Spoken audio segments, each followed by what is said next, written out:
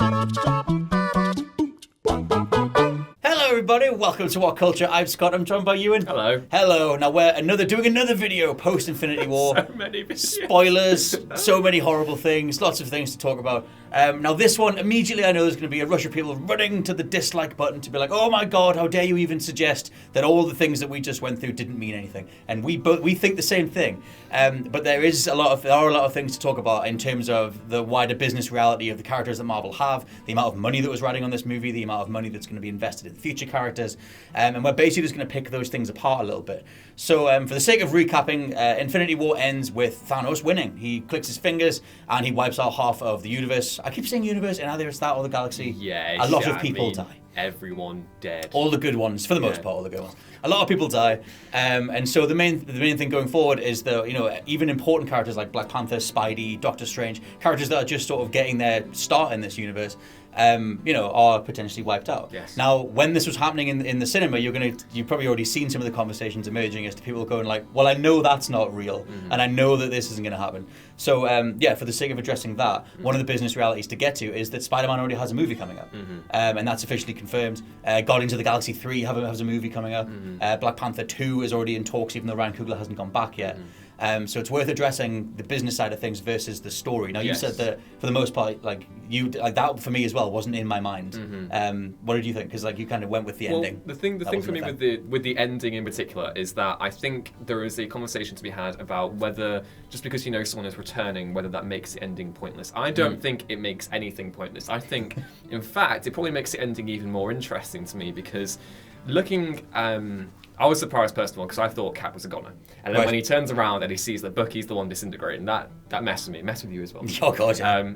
But there was a very interesting conversation to be had about how, in spite of the fact and comic book fans will be familiar with this for decades, the idea of characters being killed and the resurrection. And even though Infinity War, in the opening 5 minutes, basically says, "F you, resurrections," they are probably they're probably going to come back. And the way they do that, but still manage to make you feel absolutely crushed, is incredible, because you look at Bucky, he collapses to the floor, he doesn't have a clue what's going on, he's a man from the 1940s, he's been throwing a space rabbit around in a 360-degree circle of fire. Having a lovely time. And then Peter collapses, and it's really heartbreaking. Yes. You get the sense this is a boy who doesn't want to leave, and it fits really well, the idea that he's just a boy from Queens. He's gone all the way up this rocket until he's like, you stupid little shit, what are you doing? And now, paraphrasing, but yeah. And now we've got the death that is absolutely haunting. So I don't think you can say it's pointless, even though we know Spider-Man Homecoming 2 is coming out in 2019, even though we know the way the contracts line up, and even though we know how the people that have been left behind may not have a sunny future. So that's the thing, because for me, the mentality that I approached it with, because again, in the moment when everything was happening and everyone was dying, I was completely with it. I was an absolute mess. And it took me the whole credit roll to recover again, only for the Nick Fury thing to happen and be like, oh! But that's the thing. The mentality that I kind of made it akin to, because I was talking to Josh about this too, is when you go into a movie and maybe you've seen the trailers before and you have that thing. Sometimes you can turn yourself off from the marketing, but there's always that thing when you're watching a movie where you're like, right, well, it's not the end.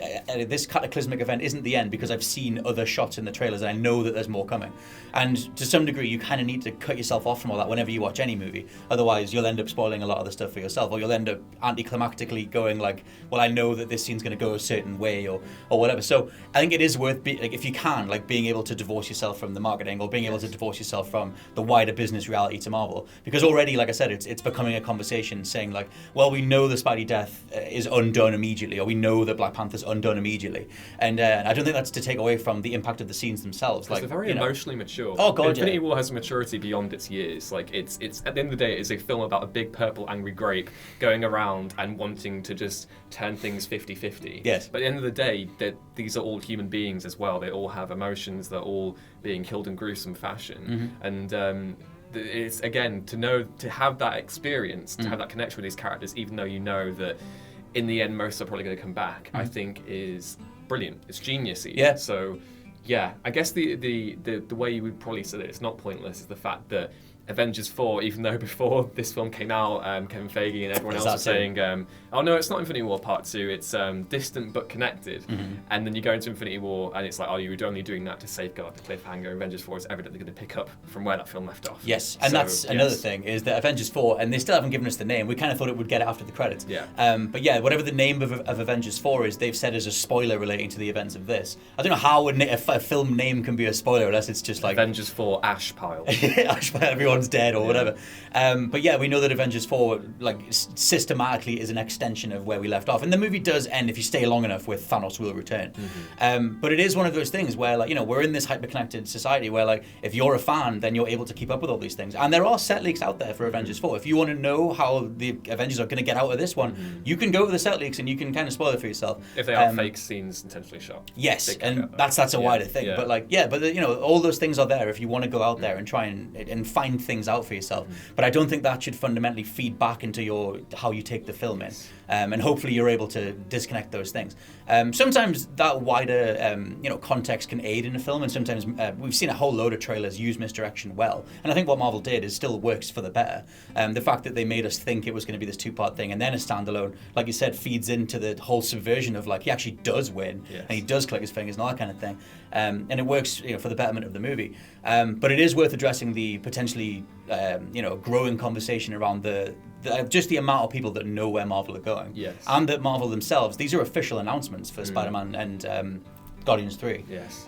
So it's not like Marvel themselves seem to be, they haven't planned it as well as they could, as well as Infinity War's marketing. I think in particular as well, the way the Avengers 4's relationship with this film has been completely all over the place. They were first announced as Part 1, Part 2, and then that whole thing.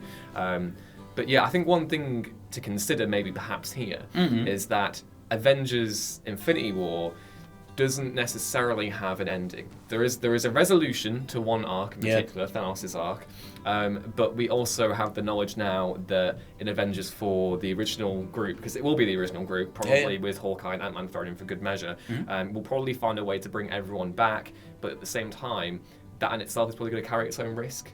The peril is by no means over. Like I'm fully expecting Avengers 4 to probably be just as, if not more, emotionally torrid as this film. So, yeah. I mean, now that they've established that they can go there and they're going to have their They went there, all right. thing. Yeah, right they into went my there. heart and plucked it right out my chest. It's all right. It's all right. We're there.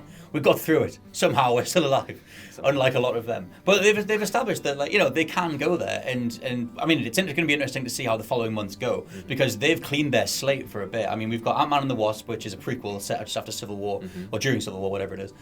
After Civil War. And the only other thing that we have on the horizon is Captain Marvel, and even that is next year. So they want us to live with the ramifications of this for a year, which is the best that they can do. Just sit in the open heat, just right there. Just all those bodies, all those ash piles. But they want us to live with this reality for a bit, which I think if you can indulge in that reality, then I think you get more out of the franchise overall. For now, we're going to have to see how it goes forward. But yeah, for the minute, like, it's one of those conversations that's worth having. And I imagine that a lot of the people in the comments are already going to know people who are just coming out of the movie going like, well, I know that that's not real, I know that this is real.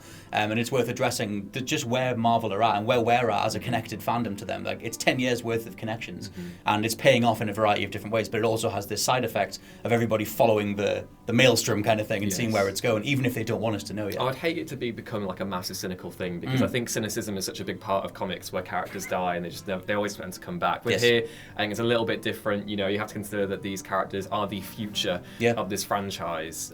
They might try and deny it as much, but with like years worth of foreshadowing and everything else, we know it to be true. Bucky will get that shield. He will. At some point. Wield the shield. Given enough time, hopefully they will eventually wrap back around to bringing the likes of Bucky back in, which you can argue wasn't necessarily that well done in Infinity War. But whatever, that's been our thoughts on this. Let us know what you think down in the comments below. Is it a weird thing that we know what's going to happen with Marvel, or can you divorce yourself from what we've seen so far? Either way, I've been Scott from WhatCulture.com. I've been Ewan from What Culture. We'll catch you guys soon. Bye. Goodbye.